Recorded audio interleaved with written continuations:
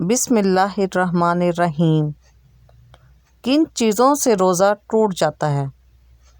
ہماری آج کی گفتگو کا موضوع ہے کہ کون سے ایسے کام ہیں جن سے ہمارا روزے کو نقصان پہنچتا ہے، یعنی وہ کون سے کام ایسے ہیں، کون سی چیزیں ایسی ہیں جن کو کرنے سے روزہ یا تو ٹوٹ جاتا ہے یا ختم ہو جاتا ہے یا پھر مکروہ ہو جاتا ہے۔ سب سے پہلی بات یہ ہے کہ اگر کوئی انسان جان بوجھ کر کوئی چیز اپنے حلق سے نیچے تک لے جائے تو اس سے روزہ ختم ہو جاتا ہے۔ اسی طرح کچھ اور چیزیں ایسی ہیں جو روزے کی خرابی کا سبب بنتی ہیں۔ ایسی کوئی دوا جو آپ ناک یا کان میں استعمال کرتے ہیں اور وہ حلق کے راستے سے نیچے چلی جائے، اس سے روزہ ٹوٹ جاتا ہے۔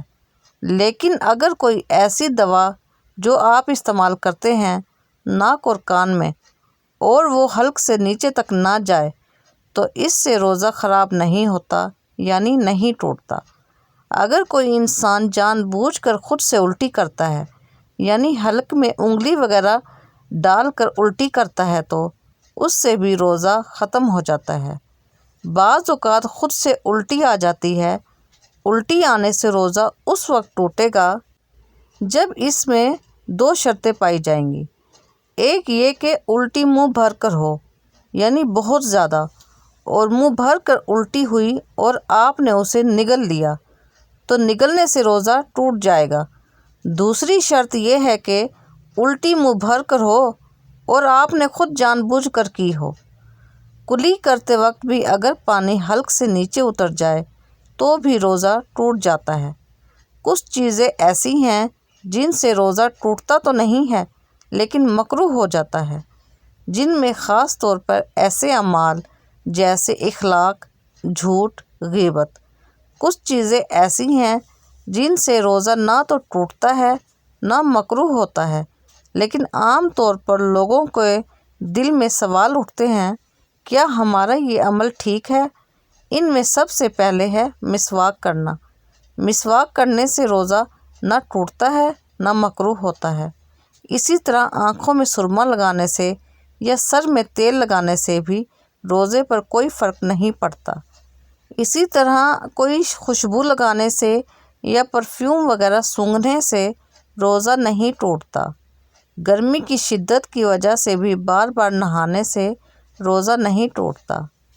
اسی طرح اگر انجیکشن وغیرہ بھی لگوانا پڑے تو اس سے بھی روزہ نہیں ٹوٹے گا۔ جب کوئی بھول کر کھا پی لے تو اسے چاہیے کہ وہ اپنا روزہ پورا کرے، کیونکہ اللہ نے اسے خود کھلایا پلایا ہے۔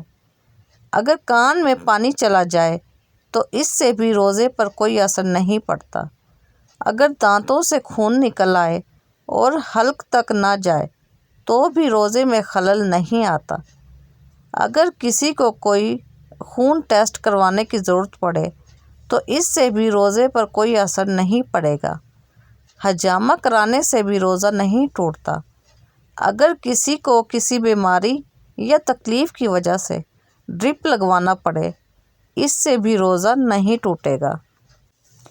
جن مریضوں کو انسولین کی ضرورت ہوتی ہے، انسولین کے استعمال سے بھی روزہ نہیں ٹوٹے گا۔ جو لوگ انہیلر کا استعمال کرتے ہیں اس سے روزہ ٹوٹ جاتا ہے۔ اگر کوئی روزے کی حالت میں سگریٹ نوشی کرے اس سے بھی روزہ ٹوٹ جائے گا۔ اگر کسی کو حیض آ جائے تو اس صورت میں بھی روزہ ٹوٹ جاتا ہے۔ کچھ لڑکیاں ٹائم دیکھ کر روزہ ختم کرتی ہیں، یعنی کہ اگر آپ کو 12 بجے سے پہلے حیض آ جاتا ہے تو وہ روزہ ختم کر دیتی ہیں، اور اگر 12 بجے کے بعد آئے تو وہ مکمل کرتی ہیں۔ لیکن یہ عمل غلط ہے، یعنی آپ کو جس ٹائم بھی حیض آ جائے، چاہے مغرب سے 2 منٹ پہلے ہی کیوں نہ ہو، تو آپ کا روزہ ٹوٹ جاتا ہے۔ آپ کو اس کی قضا ادا کرنا پڑے گی۔ آپ صلی اللہ علیہ وسلم نے فرمایا، اللہ نے فرمایا، ابن آدم کا ہر عمل اس کا ہے سوائے روزے کے کہ یہ میرا ہے اور میں خود اس کا بدلہ دوں گا، اور روزے دار کی منہ کی خوشبو اللہ کے نزدیک مشک کی خوشبو سے بھی بڑھ کر ہے۔ امید ہے کہ آپ کو یہ میری ویڈیو اچھی لگی ہوگی۔